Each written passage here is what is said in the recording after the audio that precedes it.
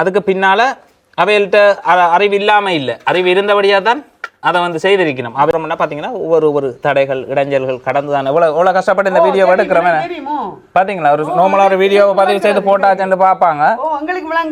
சொல்றேன் வர்றது காதலர் தினம்.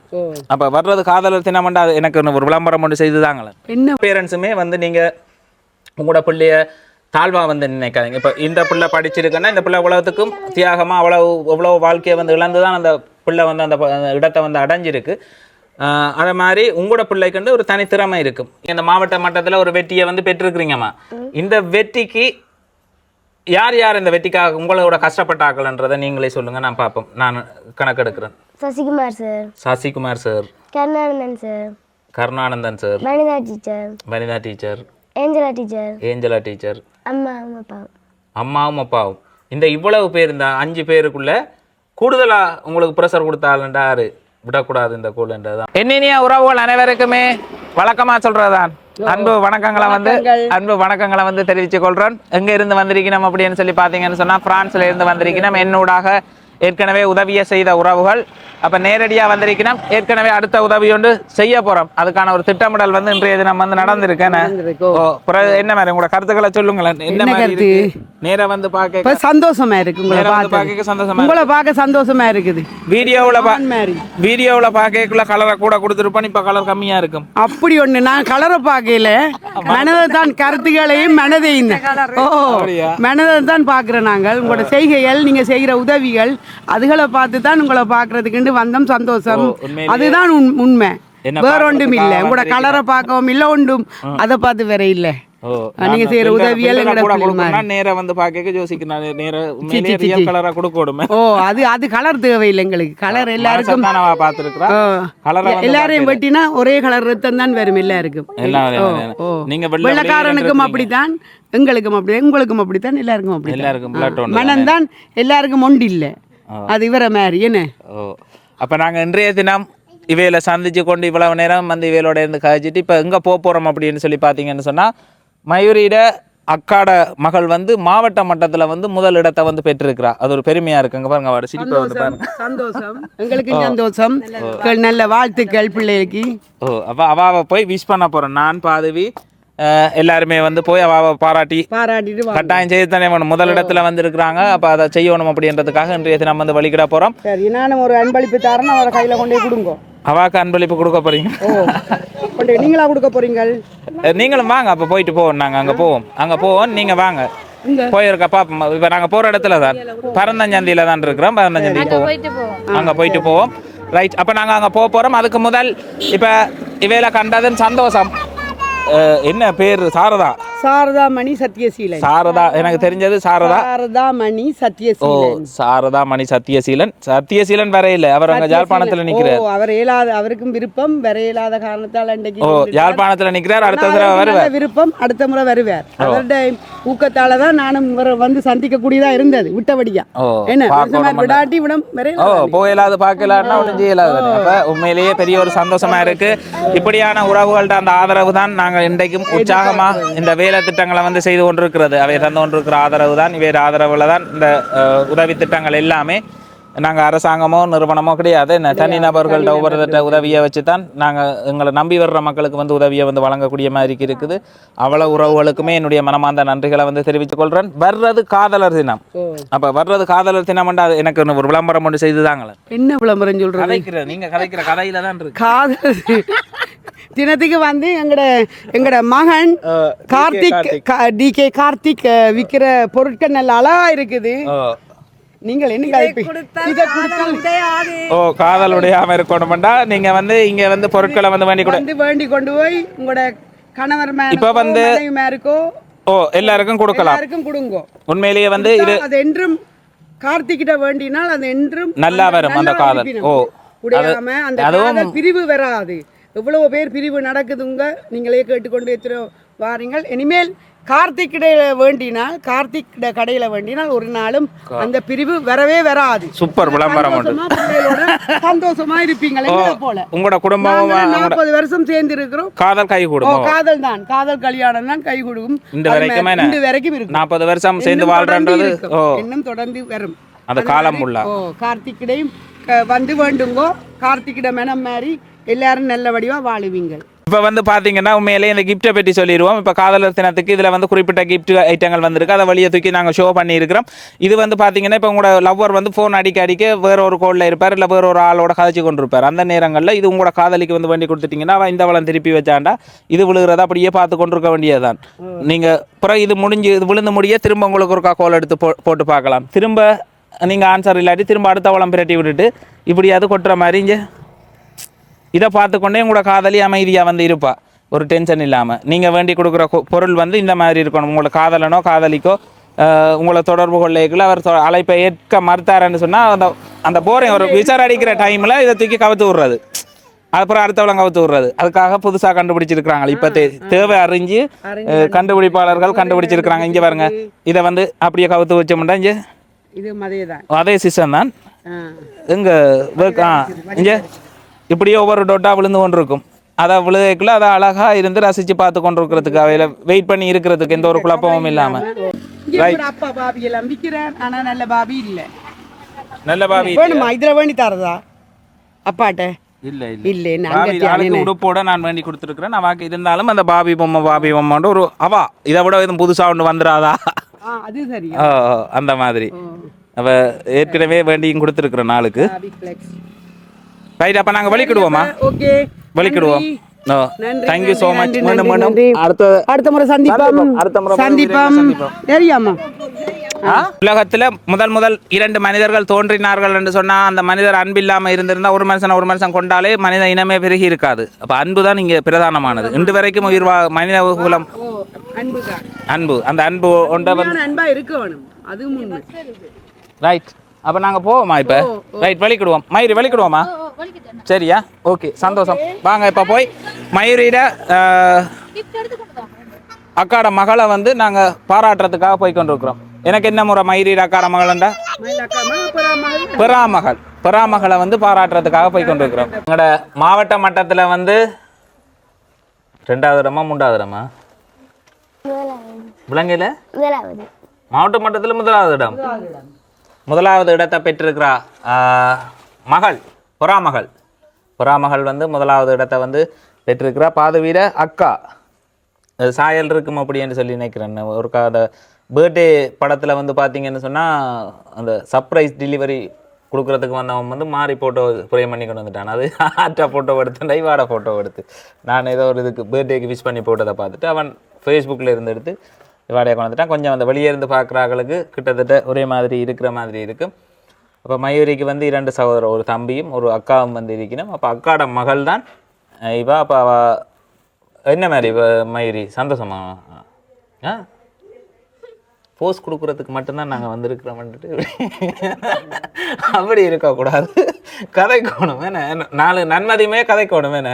ஓ, அப்போ அவளை வந்து பாராட்டுற விதமாகவும் அதை எவ்வளோ கஷ்டப்பட்டு அடைஞ்சிருப்பாங்க. இப்போ ஒவ்வொரு பிள்ளைகளுமே கொலைசி பண்ணுறது அண்மையில் வந்து ஒரு நியூஸ் ஒன்று வந்திருந்தது, நிறுத்தப்பட போகுது அந்த கொலைசி பண்ணுற இதே வந்து. ஏனெண்டா பிள்ளைகள் வந்து மன அழுத்தத்துக்குள்ளாயினம். அது வந்து ஒரு பெரிய ஒரு கஷ்டமான ஒரு விஷயம். இப்போ அது பேரண்ட்ஸுக்குள்ளே ஒரு நாகரிகமாக வந்துட்டு இப்போ டியூஷன் சென்டரில் கொண்டு போய் இறக்கிட்டு வெளியே எல்லா பெற்றோரும் இருந்தால் உங்களோட பிள்ளைக்கு என்ன மார்க்ஸ் அண்டு கேட்குறது, பிரைவாக்கு என்ன மார்க்ஸ் அண்டு கேட்குறது, நைஸாக பிடிச்சி நுள்றது பிள்ளைகளை. நீ என்ன இப்படி ஆடிக்கொண்டு திரிகிறேன்னு ரெண்டா பிள்ளைகள் மன அழுத்தத்துக்குள்ளாகி பயந்து அந்த ஒரு 5ஆம் ஆண்டுலேயே அந்த ஒரு இதை உண்மையாகவே நிறைய பிள்ளைகள் அனுபவிக்குது. ஆனால் ஒரு நல்ல விடயம் அவையில் வந்து ஏஎல் தர ஒரு ஓஎலுக்கு போய் 16 வயதில் போய் இது செய்கிறது ஸ்டெக்காக போயிட்டுது. அப்போ அதால் வந்து இப்போ திரும்ப மீள அதை சரி செய்து கொண்டு திரும்ப வந்திருக்கிறோம்.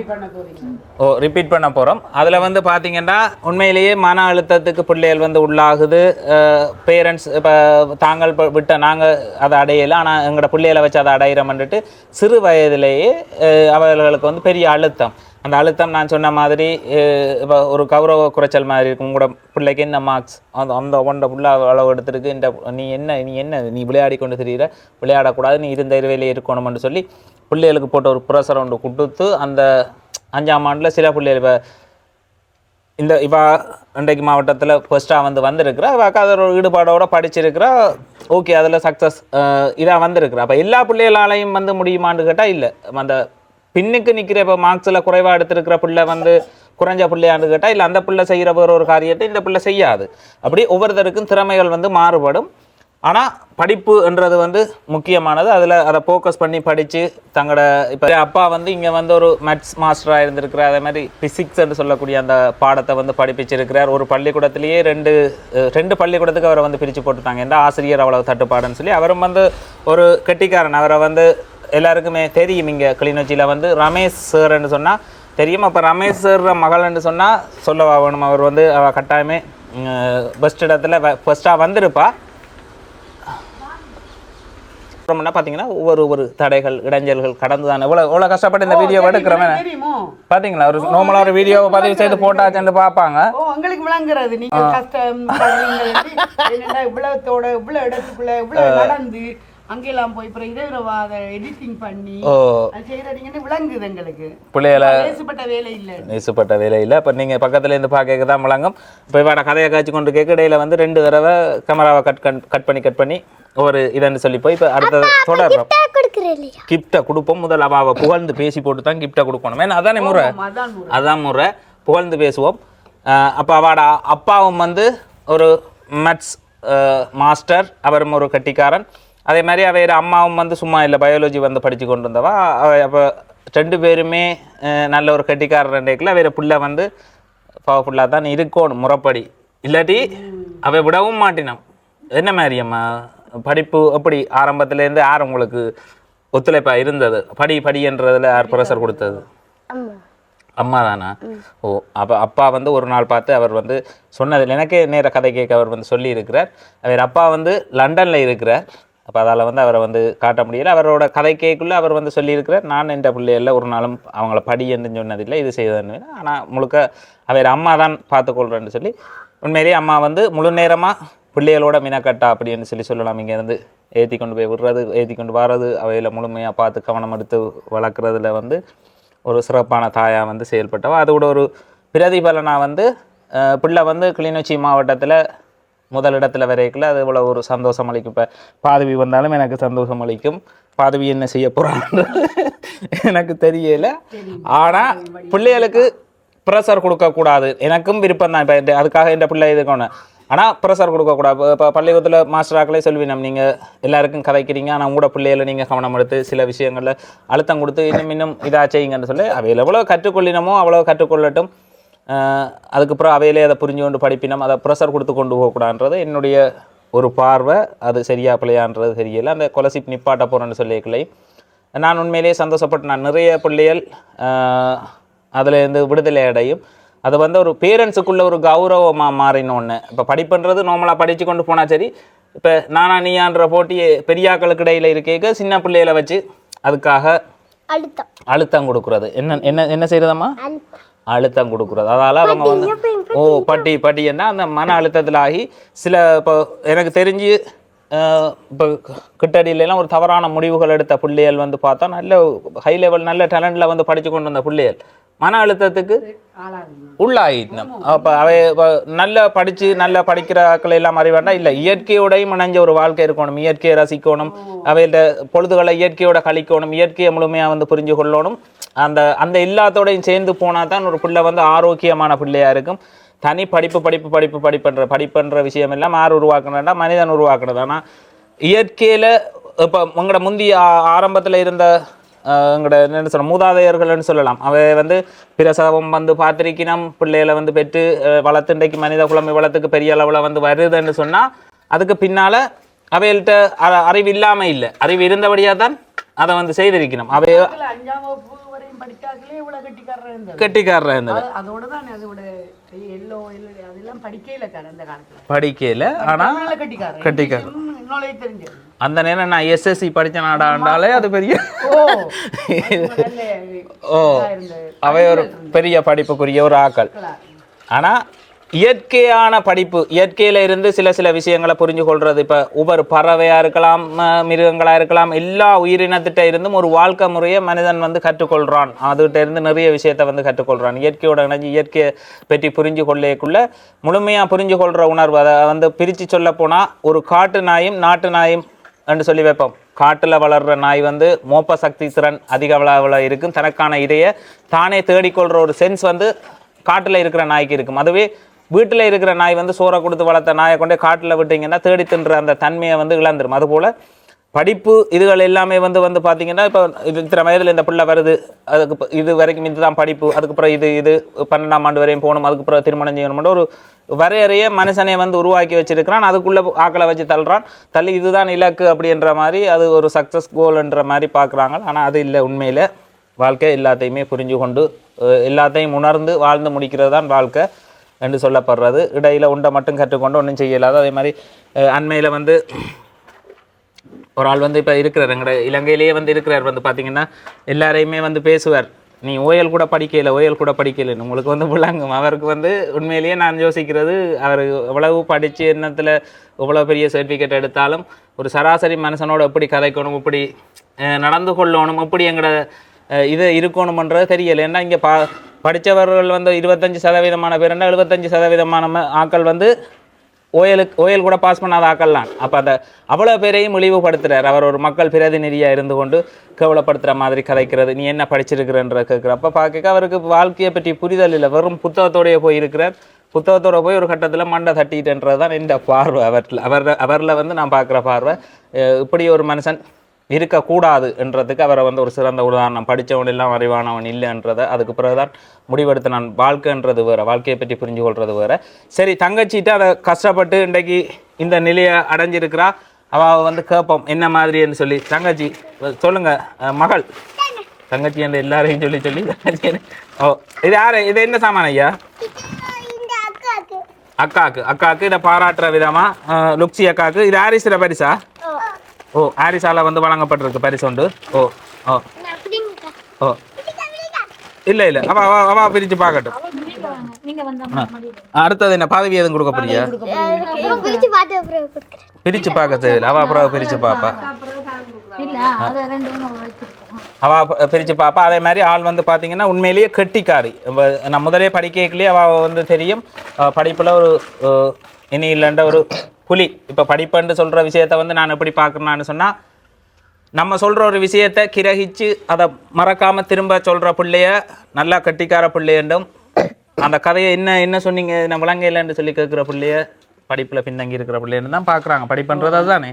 அப்போ அதில் பக்காவாக அதை வந்து கிரகிச்சு திரும்ப சொல்லக்கூடிய அளவுக்கும் அதை விட நிறைய திறமை வேணும். படிப்புன்றது சும்மா இல்லை, கணக்குகளில் இருந்து எல்லாத்துலேயும் அந்த பக்குவ நிலை வந்து அவர் அப்பாட்ட இருக்கிறதால பிள்ளைக்கு வந்து ஈஸியாக வந்து வரும். அதே மாதிரி நாங்கள் பெற்றுக்கொள்கிற அனுபவங்கள், நாங்கள் கற்றுக்கொள்கிற விஷயங்களை ஈஸியாக எங்களோட பிள்ளைகளால் வந்து புரிஞ்சு கொள்ள முடியுமன்றது தான் இப்போ விஞ்ஞான உண்மை. இப்போ திகரிப்படி நாங்கள் வாழ்க்கையில் ஒரு விஷயத்தை, வாழ்க்கையை பற்றியோ இல்லை ஒரு பொருளை பற்றியோ இல்லை ஃபோனை பற்றியோ எல்லாத்தையும் தியரி மூலம் படித்துத்தான் முழுக்க கற்றுக்கொள்ளணும் ஒரு பிள்ளை என்று சொன்னால், அது இன்றைக்கு நோட்ஸ் எடுத்து படிக்க கட்டுக்கட்டாக இவ்வளவோ நோட்ஸ் இருக்கணும். ஆனால் ஈஸியாக ஒரு பிள்ளை பாருங்கள், பிறந்து ஒரு 3-4 வயதில் இப்படி தட்டி ஃபோனில் வந்து எல்லா வேலையுமே செய்யும். ஆனால் அந்த போன ஆரம்பத்தில் நாங்கள் டச்சை கண்டுபிடிக்கிறதுக்கு அவ்வளோ கஷ்டப்பட்டுனாங்க. அவங்க தட்டி இங்கே தட்டி இது எங்கே போகிறடா என்ன செய்கிறான்னு. அப்போ ஒரு சின்ன பிள்ளை தட்டி மூலம் வீடியோக்கள் எல்லாம் பார்க்கும், அது செய்யும் இது செய்யும், அதை பார்க்க எங்களுக்கு பார்க்க அந்தரமாக இருக்கும். அப்போ அது நாங்கள் கற்றுக்கொண்ட விஷயம் அவங்க கடத்தப்பட்டிருக்குது. அதுபோல் அந்த பேரண்ட்ஸ் எவ்வளோத்துக்கு கற்றுக்கொள்ளினமோ என்னென்ன விஷயம் எல்லாம் கற்றுக்கொள்ளணுமோ அதை பிள்ளைகள் திரும்ப கற்றுக்கொள்ள போய்க்க அவைகளால் ஈஸியாக அதை உணர முடியும், உள்ளுணர்வாக உணர முடியும். அது ஏற்கனவே அவட ஜீனில் வந்து இருக்கு. அப்படித்தானே நான் சொல்ற கதை பிள்ளையா? அப்படித்தான். நீங்க அது ஆமாம் சரி அப்படித்தான். பொதுவாகவே பொது அறிவு இருந்தாலே பிள்ளைகள் பொதுவாகவே எல்லா அறிவும் இருக்க வேண்டும். ஓ, அப்ப அதால நான் பாக்குறது அவர் அம்மாவும் நல்லா படிப்பா, அப்பாவும் வந்து ஒரு கட்டிக்காரி என்றபடியா பிள்ளைக்கு வந்து ஈஸியா வந்து படிப்பு வந்து வருது. அதே மாதிரி தான் கதைக்க மாட்டா. அவட சின்னம்மா தான் கதைக்க மாட்டா. சின்னம்மா கமரா நிப்பாட்டினா கதைப்பா, கமரா நிப்பாட்டி இருப்பா. சின்னம்மா வந்து அப்போ என்ன மாதிரி அம்மா கொடுத்த ஒரு அழுத்தத்தில் தான் படிச்சீங்களா இல்லை நீங்களே உண்மையிலேயே உங்களுக்கு ஒரு விருப்பம் இருந்ததா? எனக்கு விருப்பம் இருந்தது. உங்களுக்கு விருப்பம் இருந்ததா? என்னண்டு படிப்பில் பெஸ்ட்டாக வரணுமெண்டு. அப்போ என்ன வாழ்க்கையில் அடுத்த கோல், உங்களோட அடுத்த இலக்கு? இப்போ இவ்வளவுத்தையும் இலக்கு வச்சு இப்படி ஒரு சாதிக்கணுமென்ற ஒரு எய்ம் ஒன்று இருந்தது தானே. அப்போ வளர்ந்த என்ன எதிர்காலத்தில் என்ன திட்டம் வச்சிருக்கிறீங்க? என்ன ஆகணுமென்ற ஒரு ஆசை இருக்கு? டாக்டர் ஆகணுமன்றதுல என்னத்துக்காக டாக்டர்ன்றதுல உங்களுக்கு விருப்பம் வந்தது? காரணம் தெரியல தானே. உண்மையிலேயே தெரியல இந்த சமூகம் எப்படி உருவாக்கப்பட்டிருக்கு கட்டமைக்கப்பட்டிருக்குன்னு சொல்லி பார்த்தீங்கன்னு சொன்னா டாக்டர் என்ற பொசிஷன் வந்து முந்தி வந்து பார்க்க நிறைய உழைக்கலாம், நிறைய சம்பளம் வந்து எடுக்கலாம், சமூகத்தில் அந்த அதாவது சமூக மரியாதைக்குரிய ஒரு வேலையாக வந்து கருதப்பட்டதால ஒரு சாதாரண விவசாய குடும்பத்தில் இருந்த பேரண்ட்ஸ் எல்லாருமே தன்னுடைய பிள்ளைகள் வந்து ஒரு இன்ஜினியராகவோ டாக்டராகவோ வரணும், அது உயர்ந்த நிலையில் இருக்கிற பொசிஷனால் அதை வந்து அடைஞ்சிடணும்னு யோசிச்சது. அது வந்து மனதுக்கு சந்தோஷம் அளிக்கிற வேலை திட்டமாண்டு கேட்டால் இல்லை, அது இல்லை. ஒரு மனதுக்கு சந்தோஷம் அளிக்கிற வேலை திட்டமாண்டா இல்லை, மனதுக்கு ஆனந்தம் அளிக்க அது திணிக்கப்பட்டிருக்கு. இதுதான் இந்த பொசிஷனை நீ அடையணும். இப்போ கூட உழைக்கிறது அப்படின்னு சொல்லி பார்த்தா நிறைய இப்போ டாக்டரை கடந்து நிறைய தொழில் இருக்கு கூட உழைக்கிறதுக்கு, நிறைய காசு பார்க்கறதுக்கு. அப்போ அதெல்லாம் தெரிய வரைக்குள்ள பேரண்ட்ஸ் ஒரு காலத்தில் இந்த டாக்டர்ன்ற பொசிஷன் மாறி வேற சொல்லி நீ ஆனால் இப்படி ஆகணும்ன்ற வரையறை வந்து மாற்றப்படும். ஏனென்றா இப்போ இந்த பிள்ளைக்கு வந்து சின்னலேருந்தே டாக்டர்னு சொன்னார். டாக்டர்ன்றது வந்து உண்மையாலே இனியிலன்ற ஒரு கஷ்டமான வேலையாக தான் நான் வந்து பார்க்குறேன். எவ்வளவு பிரச்சனை வந்தாலும் தன் வாழ்க்கையில் எவ்வளோ இது இருந்தாலும் சில காயங்களையோ சில புண்ணுகளையோ சில சாப்பிடவே டைம்ல அது லண்டன் போறா, லண்டன்ல முழு பேரும் டாக்டர் தான். என்னுடைய ஃபேமிலியில எனக்கு பேர் இருக்கிறான். அந்த பிள்ளைகள் சொல்லும் தங்களை சாப்பிடவே நேரம் இல்லைன்னு, உண்மையிலே வந்து பார்க்க நேரம் இல்லை. அப்போ என்ன வாழ்க்கைன்ற மாதிரி நான் யோசிக்கிறேன். அவைகளுக்கு ஒரு சமூக அந்த வைத்தியர் என்ற ஒரு மரியாதையும் அதே மாதிரி எந்த நேரத்தில் நான் சில இடங்களில் சில காயங்களையே வந்து பார்க்கறதுக்கு மன ரீதியாக எனக்கு ஒரு கஷ்டமாக வந்து இருக்கும். அதுக்கு டாக்டர்ஸா வரைக்குள்ள அது இவ்வளவு பயிற்சி எடுத்து அவை அதெல்லாம் பழக்கப்படுத்தி அடுத்த கட்டத்துக்கு வந்து வரையினம். அது ஒரு தெய்வத்துக்கு இணையான தொழிலாக வந்து பார்க்கப்படுது. ஏனெண்டா உண்மையிலேயே தெய்வத்துக்கு இணையான ஒரு தொழில் தான், ஒரு உயிரை காப்பாற்றுறதுக்கு நிறைய விஷயங்களை. ஆனால் அவ்வளவும் புரிஞ்சு கொள்ளைக்குள்ள வாழ்க்கையில் ஒரு இன்ட்ரெஸ்டிங் எல்லாம் போயிடும். வாழ்க்கையில ஒரு அந்த நிறைய பேர் அப்படி ஆகிறத பார்க்கக்கூடிய மாதிரி இருக்கு. அப்போ அந்த இதெல்லாம் வந்து உண்மையிலேயே பிள்ளைக்கு வந்து இப்போ நீங்கள் நல்லா படிக்கணும், நல்ல ஒரு எய்மோட போங்க, நல்ல ஒரு விஷயத்த வந்து ஆனால் உங்களுக்கு பிடிச்சதை செய்துட்டு போங்க. திணிக்கப்படுறதுன்னு சொல்லுவாங்க, திணிக்கப்படக்கூடாது. அவளுக்கு டாக்டர் நீங்கள் நல்லா படித்து ஃபுல் இதில் எந்த இதில் போகிறீங்களோ அதில் போயிட்டு போங்க. ஆனால் போகிறதுக்கு முதல் நீங்கள் யோசிங்க, அது உங்களுக்கு மனதுக்கு சந்தோஷம் அளிக்கிற வேலையா. ஆனால் சந்தோஷம் அளிக்கிறத செய்யுங்க, இன்னும் நல்லா வருவீங்க. அம்மா அப்பாட ஆசைகள் எது திணிக்கப்பட்டால் அது அம்மா அப்பாட ஆசைக்காக வாழ்ந்துட்டு போகிறதா வந்து இருக்கும். பிள்ளைக்கு அம்மா அழுத்தம் தந்து அம்மா படி என்று உங்களுக்கு விளையாடுறதுக்கு இல்லை வேறு இடத்துல போய் ஏதாவது ஒன்று இது செய்கிற அப்படியெல்லாம் செய்கிறீங்களா? விளையாடுற ஃப்ரெண்ட்ஸோட போய் விளையாடுறது, பின்னேற டைமில் எடுத்து போய் விளையாடுறது, இல்லை தெரிஞ்ச ஆக்களோட தெரிஞ்ச இடங்களுக்கு வந்து போய் பார்க்குறது உறவினரோட அப்படி என்று சொல்லி அப்படி போயிருக்கிறீங்களா? போயிருக்கிறீங்க. எங்கெங்கே போயிருக்கிறீங்க? அப்படி போயிருந்தாமா இந்த ஃபர்ஸ்ட் ரேங்க் அடிச்சிருக்கேல? அது அப்படின்னு இல்லை, போய் ஒரு டைமுக்கு போயிட்டு விளையாடிட்டு. யாரோட போய் விளையாடுற நீங்க? உங்களோட நெருங்கின நண்பி யாரு? சபர்ணாவோட போய் சந்திச்சு விளையாடுறீங்களா? அங்கே இருக்கிறா இங்கே இருக்கிறாவா? முரசு மோட்டை. என்ன விளையாட்டு விளையாடுற நீங்கள் ஸ்கூலில்? பிடிச்ச விளையாட்டு என்ன? சபர்ணாக்கு என்ன மார்க்ஸா? 136. உங்களுக்கு 177 புள்ளிகளை வந்து எடுத்து எங்களோட மாவட்டம் கிளிநொச்சி மாவட்டத்தில் உண்மையாகவே சொல்லிக்கல பெருமையாக இருக்குது. அதுவும் யாரோ ஒரு பிள்ளை என்று சொல்கிறத விட நம்மட உறவுக்காரண்டேக்கில் இன்னும் அது ஒரு பெரிய பெருமையாக இருக்குது, சந்தோஷமாக இருக்குது. இந்த மாவட்ட மட்டத்தில் ஒரு வெற்றியை வந்து பெற்றிருக்கிறீங்கம்மா. இந்த வெற்றிக்கு யார் யார் இந்த வெற்றிக்காக உங்களோட கஷ்டப்பட்டாக்கள்ன்றதை நீங்களே சொல்லுங்கள், நான் பார்ப்போம். நான் கணக்கெடுக்கிறேன். Sasikumar sir, Karunanandan sir, Vanitha teacher, Angela teacher, அம்மாவும் அப்பாவும். இந்த இவ்வளவு பேர், இந்த 5 பேருக்குள்ள கூடுதலாக உங்களுக்கு ப்ரெஷர் கொடுத்தாலுண்டா யாரு விடக்கூடாது இந்த கூலன்றது அம்மாவா தான் இருக்கும். அதுக்கு பிறகு நானும் படித்தேன், நான் நல்லா படித்தேன். எத்தனை மணி வரையும் படிப்பீங்க நீங்க? ஒரு சாதாரணமா இரவு பின்னேரத்தில் உங்களோட படிக்கிற ஸ்கூலுக்கு போய் வந்து என்ன செய்வீங்க? ஸ்கூலுக்கு போய் எத்தனை மணிக்கு இங்கே ஸ்கூல் முடிச்சு வருவீங்க? 1:30 ஸ்கூல் முடிச்சு இங்கே வருவீங்க. வீட்டை வந்து எத்தனை மணிக்கு டியூஷனுக்கு போவீங்க? 4 மணிக்கு டியூஷனுக்கு போவீங்க. இந்த 1:30 வந்தீங்கன்னு சொன்னால் இந்த 4 மணி வரையும் என்ன செய்வீங்க வீட்டில்?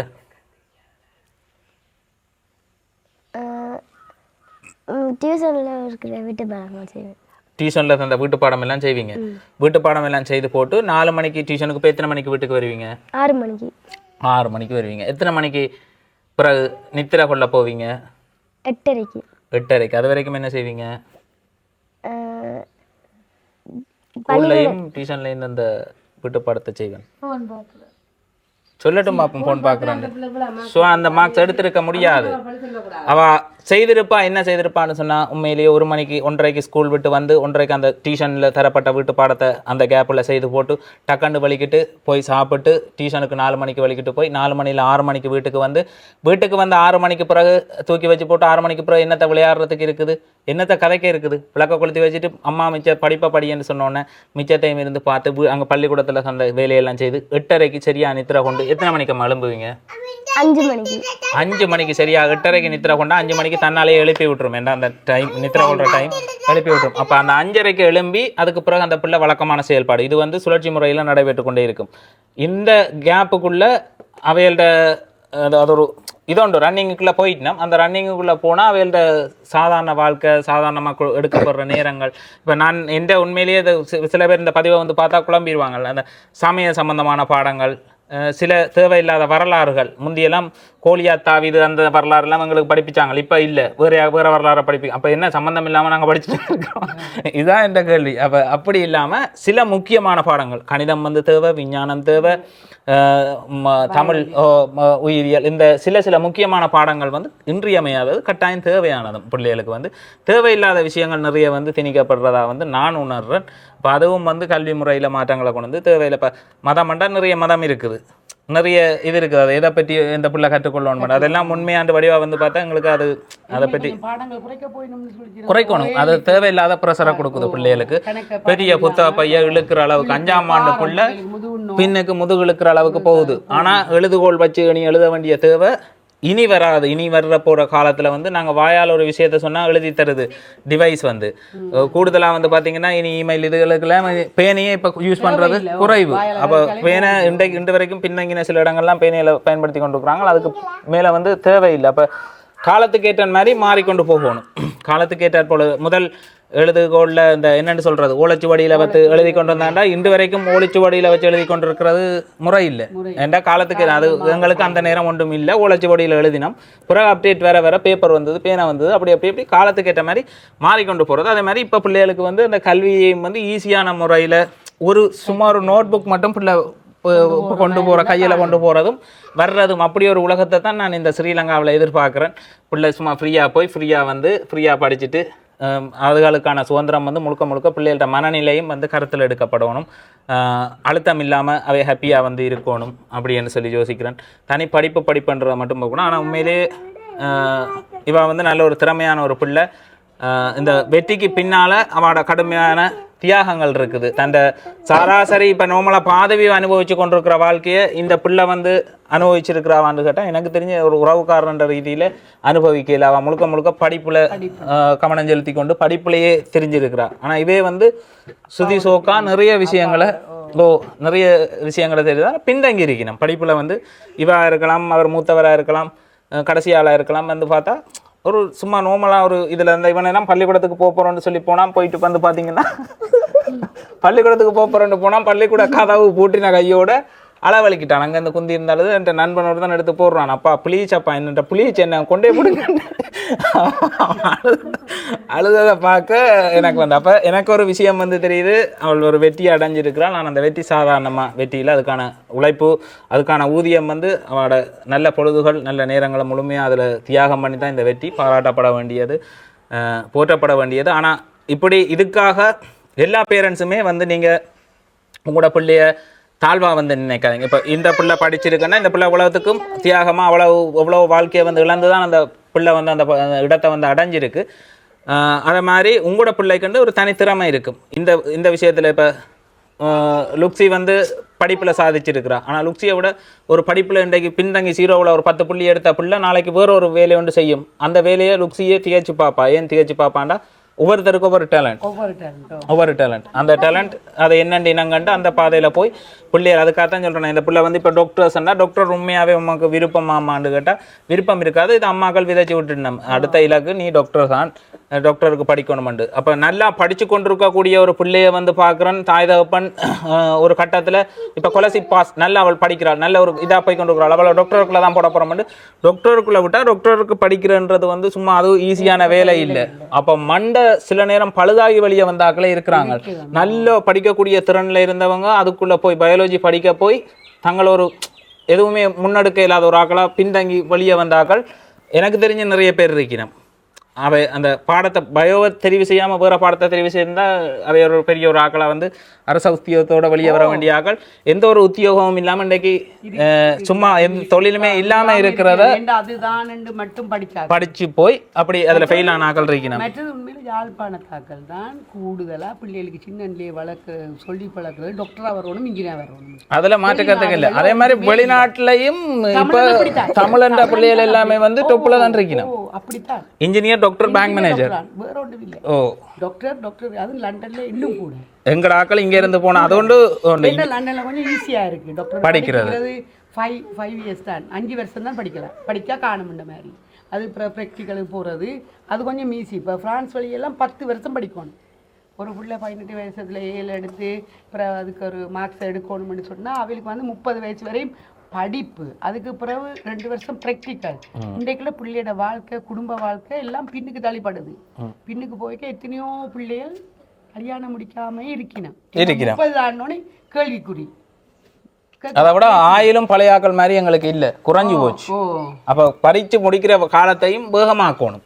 இதை நீங்க 30 வயது வரையும் கொண்டே வச்சா எப்படி அவன் வாழ்றது? ஆனா பொடியங்கள் எல்லாம் இடையில ஓடிடுவாங்க. இன்னும் 6 வருஷம் படிக்கணுமா, அதை விட நான் இப்போ ஒரு வேலைக்கு போனா 24 வயசுல ஒரு வேலைக்கு போனா எக்ஸ்பீரியன்ஸ் வந்துருந்தானே, வேற வேற சம்பளம் கூடிக்கொண்டே வரும். 30 வயசு வரைக்கும் டாக்டரோட சம்பளத்தை விட கூட வந்துடும். படிகள் கொஞ்சம் இடையில ஓடுறாங்க. உண்மையிலே இலங்கையிலையும் அந்த வெளிநாடுகளில் இருக்குன்னு நினைக்கிறேன். ஒரு தொழில் வெளியே இப்போ 5-10ஆம் ஆண்டில் ஒருத்தன் விட்டுட்டு போறான், இல்லை 11ஆம் ஆண்டில் விட்டுட்டு போறான்னு சொன்னா வெளியே போனா ஒரு வேலை செய்யக்கூடிய மாதிரிக்கு அவன் தகமையோட வெளியே போவான், அந்த கல்வியில மினக்கட்டதால.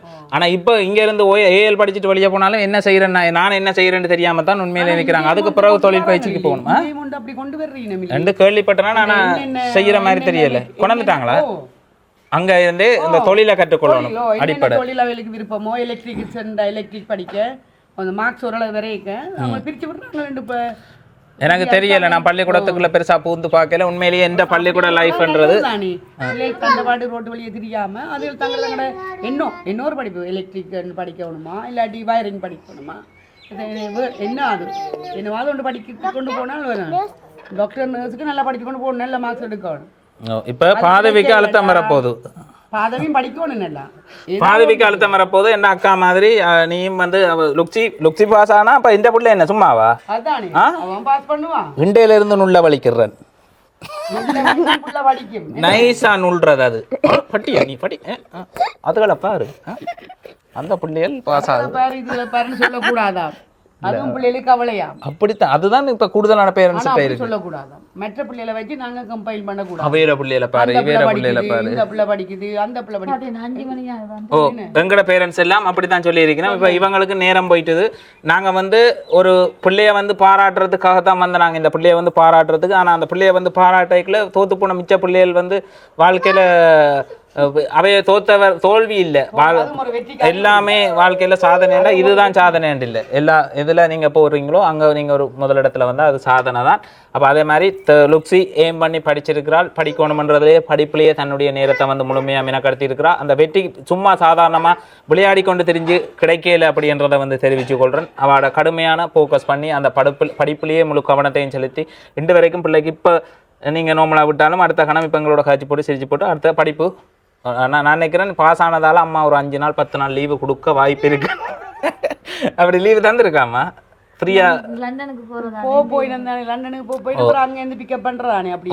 ஆள் வந்து இப்போ வந்து பார்த்தீங்கன்னா நான் உண்மையிலேயே சந்தோஷமாக பார்த்தா இவரோட தம்பி மற்ற எல்லாருமே கட்டிக்காரர், அவங்களுக்கு ஒரு நல்ல எதிர்காலம் இருக்குது. இப்போ வந்து இந்த மாத கடைசியில் வந்து லண்டனுக்கு வந்து வழிக்கிடி நம்ம வேறு அப்பா வந்து லண்டனில் தான் இருக்கிறார்.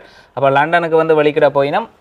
அங்கே போனால் அவைகளுக்கு ஒரு நல்ல படிப்பு நல்ல ஒரு எதிர்காலம் வந்து கட்டாயம் இருக்கும். திறமையான பிள்ளைகள் அங்கே போய் ஒரு பவர்ஃபுல்லாக வந்து வருவினோம். கூடுதலாக வெளிநாட்டில் எங்களோட உறவுகள் வந்து தாங்கள் ஒரு கஷ்டப்பட்டு என்ன ஒரு வேலையை செய்தாங்கன்னா தங்களோட பிள்ளைகளை நல்ல ஒரு ஸ்டாண்டர்டில் இன்றைக்கு வந்து வச்சிருக்கணும். நிறைய பேர் சொல்ல கேள்விப்பட்டிருக்கிறேன். அங்கே வந்து பார்த்தா பெரிய பெரிய பொசிஷனில் எல்லாத்துலேயும் எங்களோட தமிழ் படியெல்லாம் வேலை செய்கிறாங்க. தமிழாக்கள்லாம் நாங்கள் இதாக இருக்கணும். அடுத்த ஜென்ரேஷனை பெரிய லெவலில் வந்து மாற்றி இருக்கணும். அந்த சேர்க்கிறது, இது செய்கிறது, ஒரு சேர்க்கிறது, மற்ற சகோதரங்களுக்கு உதவி செய்கிறது, மற்ற இந்த இது எல்லாமே வந்து சொல்லப்பட்ட ஒரு விஷயம். அது அது வெள்ளைக்காரனுக்கு அந்த பழக்கம் இல்லை. ஆனால் எங்கட ஆக்கள் எல்லாம் வந்து பார்த்தா பெரிய பெரிய கடைகள், பெரிய பெரிய ஒரு பொசிஷன்ல இருக்கணும். அது எங்கட முன்னோர்கள் வந்து எங்களை சொல்லி வளர்த்த வளர்ப்பு முறை. அதே மாதிரி இந்த சகோதரங்களை பார்க்கணும், சகோதரங்களுக்கு உதவி செய்யணும், கொடுக்கணும்ன்ற அந்த பக்கம் இப்போ அழிஞ்சு கொண்டு போகுது. ஏன் அழிஞ்சு கொண்டு போகுதுன்னா வெளிநாட்டு ஸ்டைலுக்கு வந்துட்டுது பிள்ளைகளோட வாழ்க்கை. நான் உழைக்கணும், நான் பார்க்கணும், நான் இருக்கணும். முந்தி இருந்தது. முந்தி போனவங்க வந்து பார்த்தா மூத்த படியன் வந்து வெளிநாடு போயிட்டா மிச்சம் எல்லாரையும் இழுத்து விட்டுட்டு தான் அடுத்த வேலை பொறுப்பானு செய்வாங்க. ஆனா இப்ப போற ஒரு ஆள் மற்ற சகோதரத்தை கூப்பிட்டு விடுமான்னு கேட்டா இல்ல. ஏன் நான் உழைக்கணும், ஏன் அவனுக்கு கொடுக்கணும்ன்ற ஒரு கேள்வி இப்ப இருக்கு. அப்ப மாறிக்கொண்டு போகுது. பழைய வளர்ப்புகள் வேற, பழைய வளர்ப்பு முறை வேற. அம்மா சரி, வாழ்த்துக்கள் இருக்கணும். ஆனா அம்மா அப்பா கண்டு சம்பளம் இல்லாம வந்து நிக்கிறா. இந்த ஃப்ரெண்டும் எடுத்து போடுங்க. யாருக்கு சரி பேன் இல்லை அதே மாதிரி இருக்கணும். இந்த அம்மா அப்பா கண்டு சம்பளம் இல்லாம தண்ட வேலைக்கு நோப்பையை கொடுத்து போட்டு வந்திருக்கிறா. அந்த அவாவை வந்து பாத்தீங்கன்னு சொன்னா உண்மையிலேயே அவ வந்து பிரான்ஸ்ல பிரான்ஸ்ல வந்து இருந்து 2 பெண் சகோதரர்கள் மாறி மாறி நின்று தன்னுடைய தாய் அப்பாவையும் அம்மாவையும் இறுதி காலத்துல பார்க்கணும். அதை நான் வியப்பா வந்து பார்த்தேன். நிறைய பிள்ளைகள் வந்து நிறைய பிள்ளைகள் வந்து செய்யாத ஒரு வேலை அதை வந்து அந்த அக்காவும் வந்து செய்யற. அப்படி ஆச்சரியமூட்டுற பிள்ளைகள் இருக்கு. ஆனா இப்ப இவா செய்யறதுனூடாக இவாக்கு ஒரு நன்மை பெனிஃபிட் இருக்கு. என்ன பெனிஃபிட் இருக்குன்னு சொல்லி பாத்தீங்கன்னு சொன்னா, இவா வந்து இவாட தாயையும் தகப்பனையும் இவ்வளவு சீரியஸா வந்து பார்க்கல. இவாட பிள்ளைக்கு வந்து தெரியும் எங்கட அம்மா ஏன் இப்படி போய் நிக்கிறா, அப்ப நாங்க இப்படி ஒரு பார்க்கணும் செய்யணும்ன்ற அந்த முறை வந்து அவைகளுக்கு எடுத்து சொல்ல தேவையில்லை, பாராண்டு கேட்க தேவையில்லை. அவங்களே கடைசி நேரம் எந்த அம்மா இப்படி சொன்ன என்ன பிள்ளைகளுக்கு குழந்தைகள் பிறக்க ஒன்றுமே தெரியாது. நம்ம செய்யற காரியங்களை பார்த்து தான் வளர்றது. அப்ப அந்த ஒரு முறை பிள்ளைகளும் கடைப்பிடிக்கும் கட்டாயம். அம்மா நான் சொல்றேன், அவங்க கூட சில பேர் வந்து தங்கட பிள்ளைகள் பார்க்கலன்னு சொல்லி கவலைப்படுவினோம். அவை இளம காலத்துல தங்கட பெற்றோரை வந்து பார்த்துருக்க மாட்டோம். தங்கட பிள்ளைகளை மட்டுமே கவனம் செலுத்தி பார்த்துட்டு அப்ப அந்த பிள்ளைக்கு தெரியாது பெற்றோருக்கு நீ உதவி செய்யணும். ஒரு உங்களோட பிள்ளைக்கு முன்னால வேண்டி கொண்டே உங்களோட தாய் தகப்பனை கொண்ட கொடுங்க, இது செய்யுங்கன்னு சொல்லி எல்லாம் சொல்லுவேன். ஏன்னு சொல்றேன்னா அதை பார்த்து அந்த பிள்ளை நாளைக்கு உங்களுக்கு அதை செய்ய போகுது. அதை ஒரு ரோல் மாடலாக எடுத்து இப்படித்தான் நான் வளர்ந்தா நான் இப்படி செய்யணும்ன்ற ஒரு கற்பனையாகவே இருக்கும். வளர்ந்து உங்களுக்கு கொண்டு எல்லாத்தையும் வந்து செய்யும். அப்போ நீங்கள் கேட்க தேவையில்லை, உங்களுக்கு பிள்ளைகள்கிட்ட இருந்து கிடைக்க வேண்டியது கிடைக்கும். புத்திசாலித்தனமாக எங்களோட வாழ்க்கையை வந்து கொண்டு போகணும். சரிதானே? கதை போலையா? கதை சரி. அப்ப லுக்ஸிக்கு வந்து மீண்டும் மீண்டும் என்னுடைய வாழ்த்துக்களை வந்து தெரிவித்துக் கொள்றேன். அவள் எதிர்காலத்துல நம்பர் 1 ஏதாவது ஒரு பொசிஷன் எதை தெரிவு செய்கிறாலோ அந்த இதில் அந்த துறையில் முன்னிடத்தில் வருவாள் அப்படின்றதுல வந்து ஒரு இதுவும் இல்லை. அந்த ஒரு இலக்கை நோக்கி பயணிக்கிறத விசுவாசமாக அதை தியானிச்சு போகிற அந்த பழக்கம் இப்போ அந்த 5ஆம் ஆண்டுலேயே வந்து அவளுக்கு ஏற்பட்டுட்டு அப்போ இனி வந்து தந்த இதை வந்து இது வரைக்கும் ஒரு கஷ்டமாக இருக்கும். அதுக்கு பிறகு நார்மலாக வந்து தங்களோட படிப்பை வந்து கொண்டு போவினோம். அப்போ இன்னும் பல வெற்றிகள் அடைய என்னுடைய வாழ்த்துக்கள். அப்போ டாக்டரா இனி என்னென்று நீ தான் தீர்மானிக்கணும். என்ன செய்யணும்? நீங்கள் தான் தீர்மானிக்கணும். எது எங்களுக்கு பிடிச்சி ஹாப்பியாக உங்களுக்கு யோசிக்கையே நீங்கள் பார்த்து ரசித்து இந்த வேலை எனக்கு பிடிச்சிருக்கு, இது செய்யணும் நான் என்ற ஆசை இருந்தேன்னா அதை நோக்கி போங்க. அம்மா அப்பா சொல்லி அம்மா எனக்கு இந்த வேலையோட இந்த வேலை பிடிச்சிருக்கு, இந்த வேலையோட இந்த வேலை பிடிச்சிருக்கு அதை ஏம் பண்ணி நீங்கள் போய் நீங்கள் சக்ஸஸாக வரணும் வாழ்க்கையில். நான் அப்போ மனதுக்கு சந்தோஷமாக அளிக்கிற வேலையை நீங்கள் செய்ய நீங்களும் சந்தோஷமாக இருப்பீங்க. சரியா? அப்போ கட்டிக்கார பிள்ளை உங்களுக்கு இனி ஒன்றும் சொல்ல தேவையில்லை. உங்கள்ட்ட இருந்து நாங்கள் தான் நிறைய விஷயத்த தெரிஞ்சு கொள்ளணும். சரியா? சித்தப்பா செய்யறாரு, அவருக்கு பிடிச்ச வேலையை சித்தப்பா செய்யறாரு. அதால சந்தோஷமா இருக்கு. அவருக்கு இது சந்தோஷம், இது சந்தோஷமா இருக்கு, சந்தோஷத்தோட செய்யறாரு. அது மாதிரி நீங்களும் பிடிச்ச வேலை சந்தோஷமா செய்யறத நாங்களும் சந்தோஷமா இருக்கலாம் வாழ்க்கையில எப்பவுமே. அப்ப சித்திராமா சித்தப்பா தானே? சித்தப்பா தானே. சரிதானே வாதவி? சித்தப்பா அவாக்கு பிள்ளை வராதவா சொல்றதுல. அப்ப சந்தோஷம். மீண்டும் அடுத்த பதிவுல வந்து சந்திக்கும் பெற உங்களிடம் இந்த விடை வருவது உங்கள் DK கார்த்திக். நன்றி வணக்கம். நன்றி வணக்கம். லண்டனுக்கு வாங்க, வந்தா சந்திக்கிறோம். லண்டனுக்கு வந்தா சந்திப்பினமா? சரிதானே? அப்போ பாய். வேற என்ன எதுவும் பிள்ளையா காய்ச்சிருக்கிறேன் நானா? இல்லை கதைச்சா சொல்லு, பிரச்சனை இல்லை. நீ கதை, நீ படித்த பிள்ளை கதைக்கலாம். சொல்லு என்ன. நான் நானே கதைச்சிட்டு போனால் இவர் கதைச்சவர் எனக்கு இந்த இடத்துல இதை கேட்கணுமெண்டு எனக்கு மண்டை கிருகிறன் இருந்ததா நான் வேணாம் பெரியாளுண்டு விட்டு நான் கதைக்கக்கூடாதுண்டு அப்படின்னு மனம் சொல்லும். சொல்லுங்க ஏதாவது நான் சொன்னதில் ஏதாவது பிள்ளையான தகவல்கள் வாய்ப்பு இருக்கம்மா, கதைக்கலாம். சொல்லுங்க. நீங்கள் சில கூட யோசிச்சுட்டு இருக்கிற விஷயம் சரியா கூட இருக்கும். இல்லை அப்படி இல்லை. நீங்க சொன்னா எல்லாம் சரி. இதுதான் நான் வதையிலேயே பெரிய ஒரு வதை. இது இல்லை இப்படி ஒன்று பிள்ளையா சொன்னீங்கன்னு சொல்ல இல்லாதா?